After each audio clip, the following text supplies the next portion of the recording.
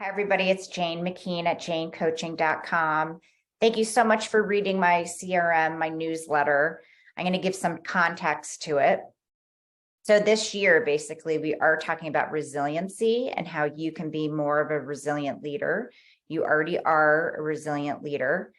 However, I want to give you more tools so you can be more resilient. And within being a resilient leader, we talked about cognitive agility last month. And this month, we're going to talk about emotional regulation. And as you can see in my newsletter, I talked about Darren. He is going in for a review, and how he uses emotional regulation is the example that I presented to you. Well, before coaching or before he even learns about emotional regulation, Darren's like, yeah, let's go. We'll have this review. I'll hear some things that I've done well, and I'll hear some things that I could possibly do better. I'm there. I can do it. So Darren goes in, and he is a little heightened. He can feel his emotions kind of getting a little heightened, a little anxiety, a little excitement. His heart is beating fast, and he goes in, and this is before he knows about emotional regulation. And his manager is talking to him, giving him some praise, then turning to what could possibly he could do better, constructive feedback. And Darren, his heart's beating faster and faster. And without even knowing it, he interrupts his manager and he says, oh, I've never done that. Or, gosh, tell me about that. That doesn't sound like me. And it gets a little defensive. And so in this example with emotional regulation, it is his interpretation of what the manager is telling him, which gets him defensive.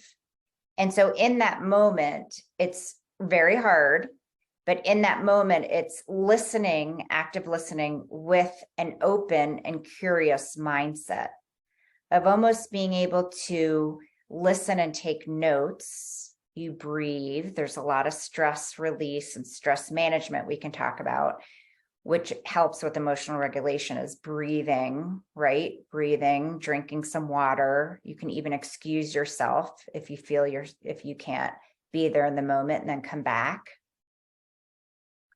But breathing, having an open and curious mindset, posture back, you can help with this interpretation of, okay, my manager is telling me these things for a constructive way. He wants me to grow. He wants me to be better. Before he knows about this, though, he is interpreting his emotions maybe even too fast. He can't even slow down and pause, process, and then proceed. So with him learning about emotional regulation, he realizes, oh, I can pause, take in this information, I can process this, and then I can proceed. And proceeding is your own choices, right? And how you want to react to the review. And so emotional regulation helps with that resiliency, because then you're not acting in a way that's not aligned with your values, right? Darren knows that the manager wants him to be to grow in this position. He knows this because they have a great relationship. It just he interpreted it wrong, and so, or he interpreted it negatively first, and that's a protection item of your brain, right? It's okay if you have negative thoughts, but it's pausing and slowing it down and processing your emotions and thinking, okay, is this correct? And, or could it be that the manager is looking out for him too? So